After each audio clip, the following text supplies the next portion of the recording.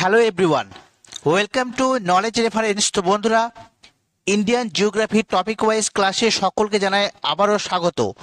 আজকে 16 নম্বর ক্লাস। আজকে যে টপিকটি আমরা আলোচনা করব ভারতের মৃত্তিকা সম্পর্কে, যা তোমাদের আপকামিং প্রতিটি কম্পিটিটিভ এক্সামের জন্য কিন্তু মোস্ট ইম্পর্টেন্ট। তো অবশ্যই দেখো, ভারতের মৃত্তিকা বা ইন্ডিয়ান সোয়েল সম্পর্কে আমরা আলোচনা করব। তো দেখো, প্রথমেই জানতে হবে মাটি কি, মৃত্তিকা আমরা কাকে বলবো।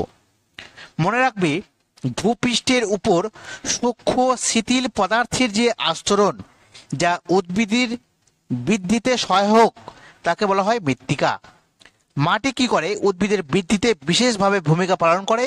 এর সাথে ভূপৃষ্ঠের উপরের সূক্ষ্ম শিথিল পদার্থের একটি আস্তরণ, যা মৃত্তিকা নামে পরিচিত।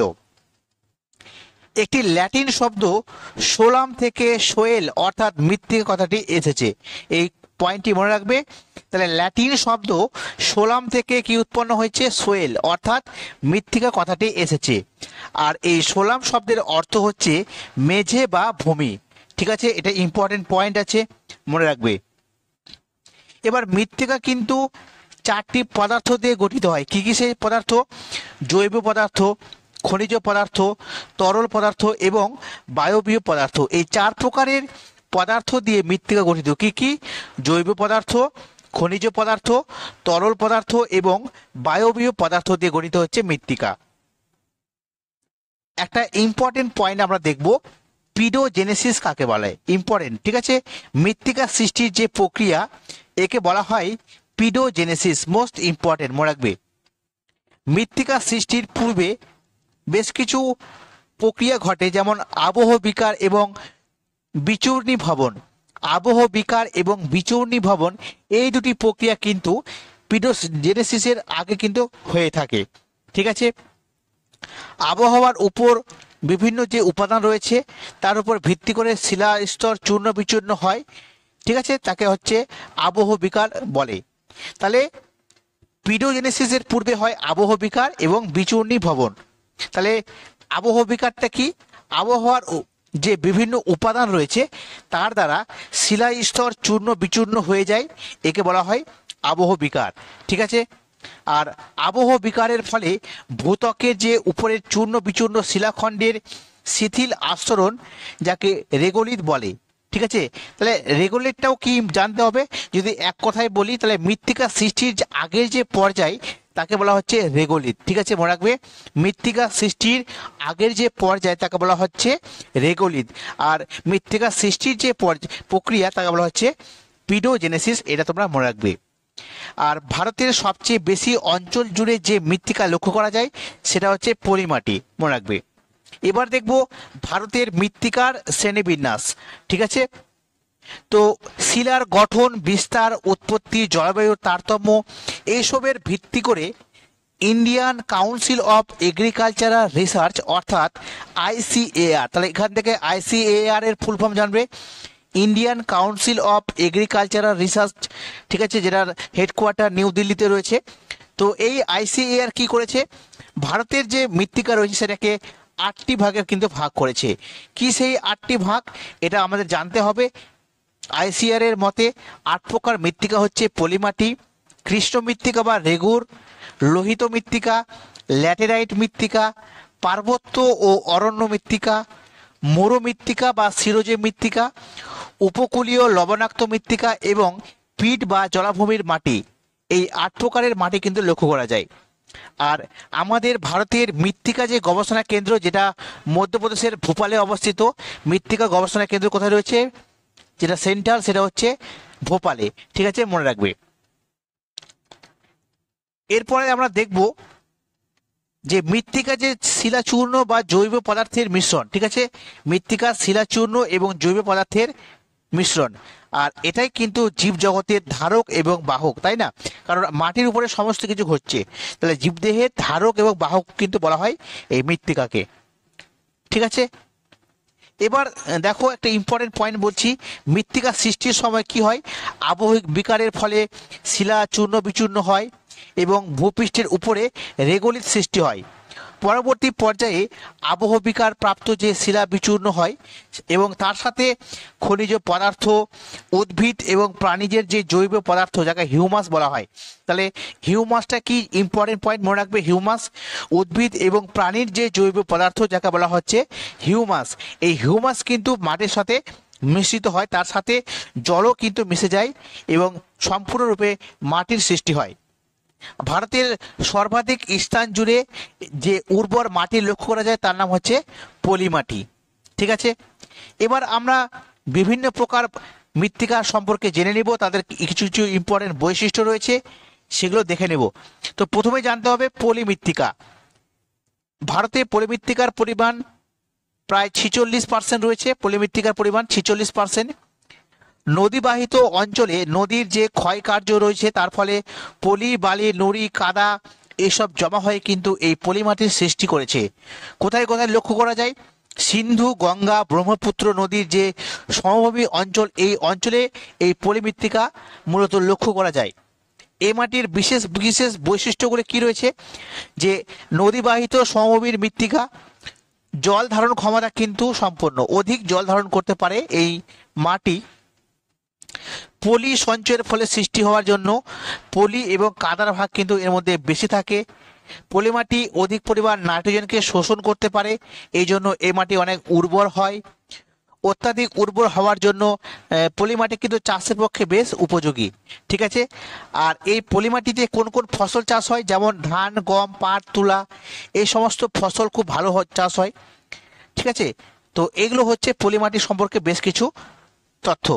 এবার এই পলি মাটির কিন্তু বিভিন্ন প্রকার ভেদ রয়েছে। ঠিক আছে, প্রকারভেদ রয়েছে যা কিন্তু পরীক্ষার জন্য বেশ ইম্পর্টেন্ট। যেমন হচ্ছে খাদারটা কি? গঙ্গা সমভূমি অঞ্চলের যে নদী তীরের নবীন পলি মাটি রয়েছে সেটাকে বলা হচ্ছে খাদার। আর যেটা প্রাচীন রয়েছে গঙ্গা সমভূমি অঞ্চলের প্রাচীন পলি মাটি তাকে বলা হচ্ছে ভাঙর। তো খাদার আর ভাঙরটা পড়বে। তারপরে হচ্ছে ধাংকার। উচ্চ গাঙ্গীয় সমভূমি অঞ্চলের যে জলাভূমি রয়েছে সেই জলাভূমির পলিমাটিকে বলা হচ্ছে ধাংকার। আর ভাবরটা কি? হিমালয়ের পাদদেশে নদীবাহিত নুড়ি, বালি দ্বারা গঠিত যে পলি গঠিত হয়, যে অঞ্চলটা সৃষ্টি হয়, অর্থাৎ পলি দ্বারা গঠিত একটা অঞ্চল যার মধ্যে নুড়ি, বালি এগুলো থাকে, তো এটাকে বলা হচ্ছে ভাবর। আর তরাই অঞ্চলের মৃত্তিকার নামও হচ্ছে ভাবর, এটাও মনে রাখবে। কঙ্করটা কি?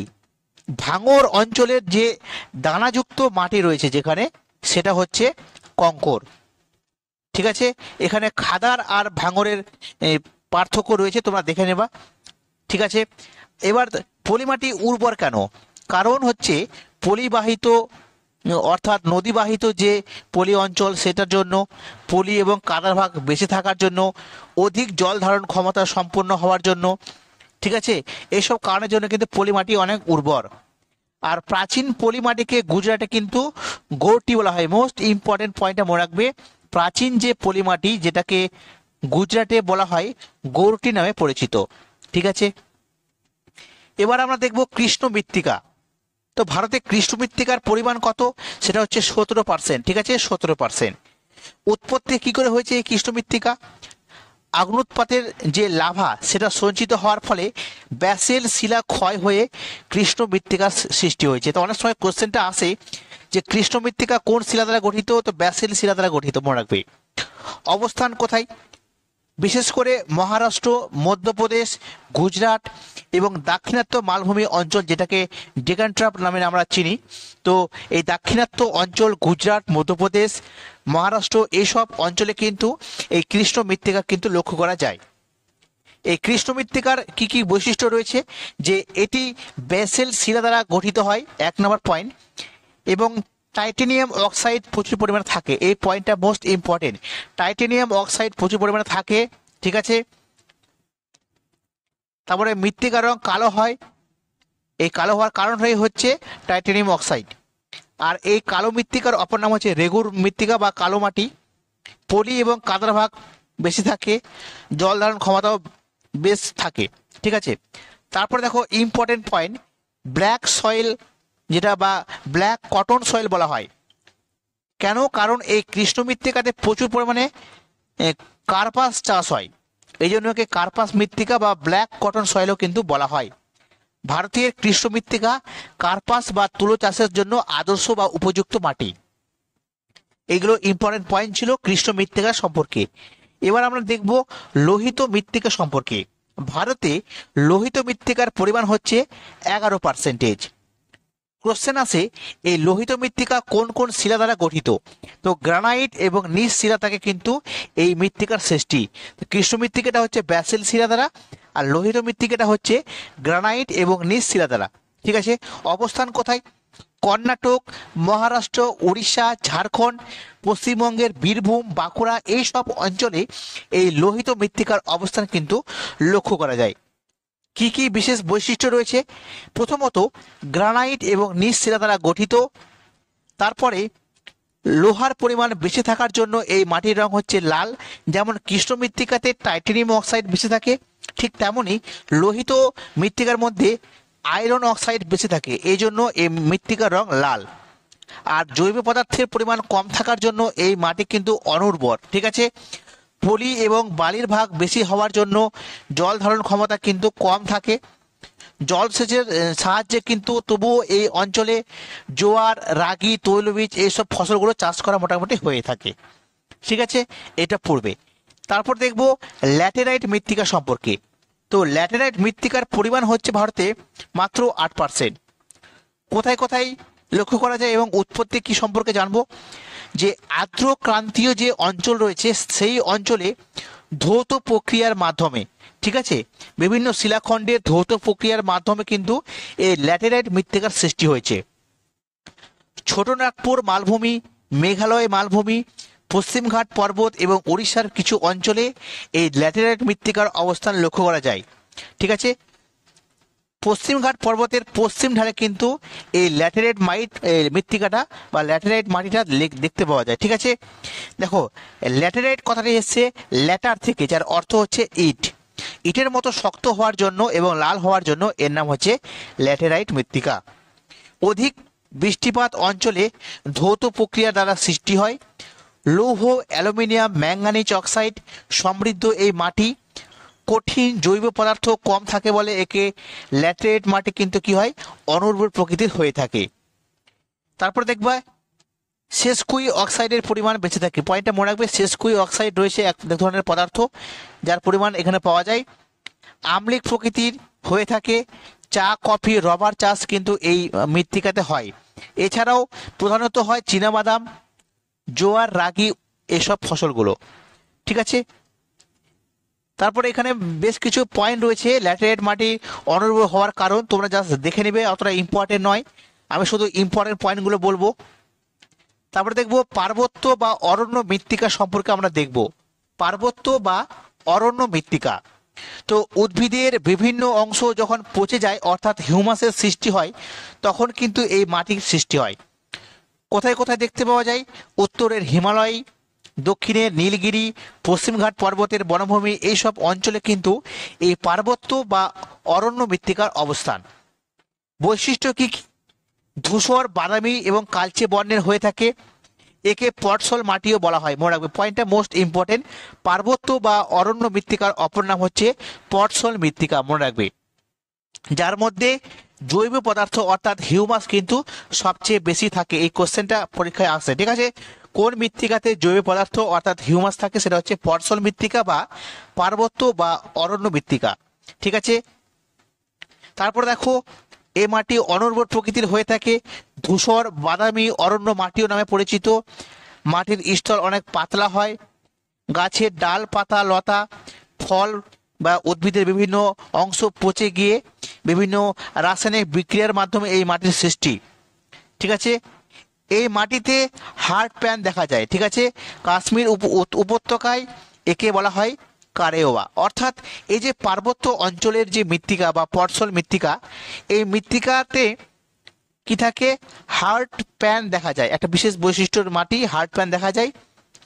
তো এই হার্ড প্যান মানেটাকে আমিও ঠিক জানি না। ঠিক আছে, তো তোমরা যদি জেনে থাকো তো অবশ্যই কমেন্টে জানাবে যে হার্ড প্যানটা জিনিসটা কি। আর এখানে মনে রাখবে যে কাশ্মীর উপত্যকায় এই পার্বত্য বা অরণ্য মৃত্তিকার বিশেষ একটা নাম রয়েছে যার নাম হচ্ছে কারেওয়া মৃত্তিকা। তাহলে কাশ্মীর উপত্যকায় কারেওয়া মৃত্তিকা বলা হয় কাকে? তো পটসল মৃত্তিকাকেই হচ্ছে কারেওয়া মৃত্তিকা বলা হয়। কোথায়? কাশ্মীর উপত্যকা অঞ্চলে। এবার দেখব মরু মৃত্তিকা, যার পরিমাণ হচ্ছে 4.5%।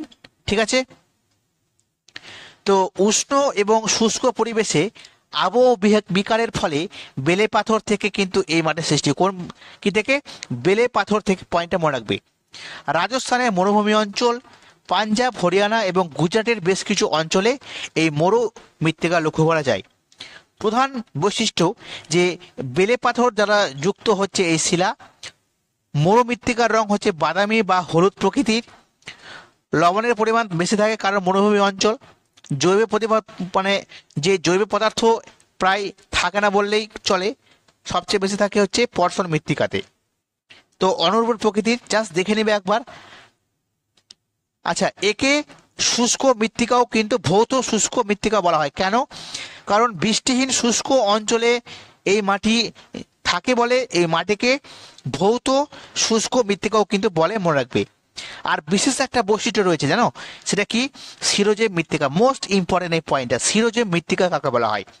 মরু মৃত্তিকার অপর নাম হচ্ছে শিরোজেব মৃত্তিকা। আর এই অঞ্চলের যেখানে যেখানে অর্থাৎ এই মাটি দেখতে পাওয়া যায় সেখানে জোয়ার, বাজরা, ডাল, তৈলবীজ এইসব শস্য ভালো চাষ হয়।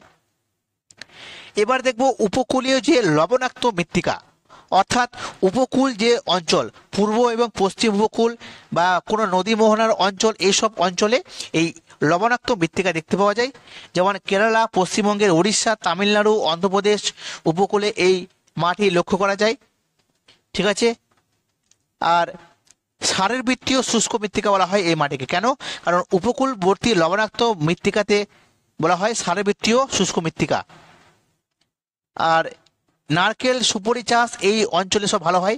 নারকেল এবং সুপারি চাষ ভালো হয় এই মৃত্তিকাতে। আর আমাদের পশ্চিমবঙ্গের যে সুন্দরবন অঞ্চল রয়েছে যেখানেও কিন্তু এই মাটিটা লক্ষ্য করা যায়। ঠিক আছে। উপকূলীয় লবণাক্ত মৃত্তিকা পশ্চিমবঙ্গের কোথায় দেখতে পাওয়া যায়? সুন্দরবন অঞ্চলে। আর সর্বশেষ রয়েছে পিট বা জলাভূমির মাটি, অর্থাৎ জলাভূমির মাটির রং সাধারণত কিন্তু কালো হয়। পিট মৃত্তিকা অতি আম্লিক চরিত্রের হয়ে থাকে। এটা খুবই সামান্য পরিমাণ থাকে, তবুও আইসিএআর এটাকে যেহেতু ভাগ করেছে ওই জন্য বলতে হচ্ছে। ঠিক আছে। এবার দেখো, আমরা একটু আগে পড়লাম না যে কাশ্মীর উপত্যকার যে পলিমাটি সেটাকে বলা হচ্ছে কারেওয়া। তো এই কারেওয়া মাটিতে কি থাকে? জাফরান চাষ সবচেয়ে ভালো হয়, জাফরান চাষ। ঠিক আছে, এটা মনে রাখবে। আর উত্তর পশ্চিম ভারতের যে পাঞ্জাব, হরিয়ানার যে মাটি সেখানে কিন্তু অনেক লবণ হয়ে পড়েছে। কেন? কারণ সেখানে অধিক জল সেচের কারণে উত্তর পশ্চিম ভারতের পাঞ্জাব, হরিয়ানার মাটি বর্তমানে কি হয়ে গেছে? লবণাক্ত হয়ে গেছে। কেন? কারণ অধিক পরিমাণ জলসেচের কারণে এমনটা হয়েছে। ঠিক আছে। এখানে ল্যাটেরাইট এবং লোহিত মৃত্তিকার পার্থক্য দিয়েছে, তোমরা দেখে নিতে পারো। আমি যে বৈশিষ্ট্যগুলো বললাম সেইগুলো দেখলে আর দেখার দরকার নেই আশা করি। এবার ইম্পর্টেন্ট কিছু পয়েন্ট আমরা জাস্ট এক নজরে দেখে নেব। তো ভারতের সবচেয়ে বেশি কোন মৃত্তিকা লক্ষ্য করা যায়? পলিমাটি। সবচেয়ে উর্বর মাটির নাম কি? পলিমাটি। কৃষ্ণ মৃত্তিকার ক্ষেত্রে জল ধারণ ক্ষমতা কিরকম? সবচেয়ে বেশি। তরাই অঞ্চলের মাটির নাম কি? ভাবর। প্লাবন ভূমিতে সৃষ্টি নবীন পলিমাটিকে কি বলা হয়? খাদার। যে মাটিতে তুলো চাষ ভালো হয় তাকে কি বলে? কৃষ্ণ মৃত্তিকা। ব্ল্যাক কটন সয়েল কাকে বলে? কৃষ্ণ মৃত্তিকাকে। ইটের মতো শক্ত কোন মাটি? ল্যাটেরাইট মাটি। রাজমহল পাহাড়ের নিকট দেখতে পাওয়া যায় কোন মাটি? ল্যাটেরাইট মাটি। সিরোজের নামে পরিচিত কোন মৃত্তিকা? মরুভূমি অঞ্চলে যে মৃত্তিকা মরুমাটি বা সিরোজেন বলে, বিশেষ করে রাজস্থানে লক্ষ্য করা যায়। কৃষ্ণ মৃত্তিকার অপর নাম হচ্ছে রেগুর বা ব্ল্যাক কটন সয়েল। পটসল মৃত্তিকা কাকে বলে? পার্বত্য অঞ্চলের যে মাটি সেটা জৈব পদার্থ যুক্ত এবং আম্লিক অনুর্বর। লাল মাটি গ্রানাইট থেকে সৃষ্টি, অল্প এবং অধিক বৃষ্টি এবং উষ্ণতাযুক্ত। ঠিক আছে। কারেওয়া মাটি কাশ্মীর উপত্যকার যে পলিমাটি। ঝুম চাষ, এই কোশ্চেনটা আসে যে ঝুম চাষ কোথায় লক্ষ্য করা যায়? মনে রাখবে উত্তর পূর্ব ভারতের যে বিশেষ করে পাহাড়ি অঞ্চল রয়েছে, উত্তর পূর্বর পাহাড়ি অঞ্চলে ভারতের ঝুম চাষ লক্ষ্য করা যায়।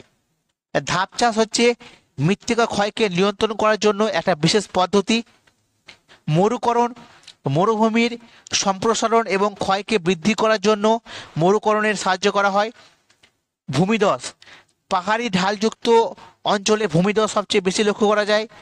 পলিমাটি, উর্বর নদী অববাহিকার মাটি। আর মরু গবেষণাগার, যেটা ভারতের মরু গবেষণা কেন্দ্র নামে পরিচিত, যেটা যোধপুর রয়েছে। ঠিক আছে, দেখো একটু আগে আমাকে বললাম মরু গবেষণা কেন্দ্র যোধপুর, তাই না? আর একটা কি বলেছি, মধ্যপ্রদেশের ভোপাল, দু জায়গাতে কিন্তু রয়েছে। ঠিক আছে, মনে রাখবে যোধপুর এবং ভোপাল দু জায়গাতে রয়েছে, তোমরা গুলোবে না। তারপর দেখো ল্যাটেরাইট মাটির কিছু অঞ্চল দিয়ে দিচ্ছে, যেমন হচ্ছে ছোটনাগপুর মালভূমি, মেঘালয় মালভূমি, পার্বত্য অঞ্চল এবং কয়েকটি অল্প জল ধারণ ক্ষমতাযুক্ত অনুর্বর মাঠের নাম বলা হচ্ছে, যেমন পরশল, মরু মৃত্তিকা এবং ল্যাটেরাইট মৃত্তিকা। ঠিক আছে, তো এগুলো ছিল ইম্পর্টেন্ট পয়েন্ট। ঠিক আছে, তো তোমাদের জন্য ইন্ডিয়ান যেটা সোয়েল সেটা তোমাদের কমপ্লিট করিয়ে দিলাম। যদি ভালো লাগে তো অবশ্যই সকলে সাবস্ক্রাইব করবে, লাইক করবে, শেয়ার করবে। তো আজকে এখানেই শেষ করছি বন্ধুরা, সকলে ভালো থেকো, থ্যাংক ইউ।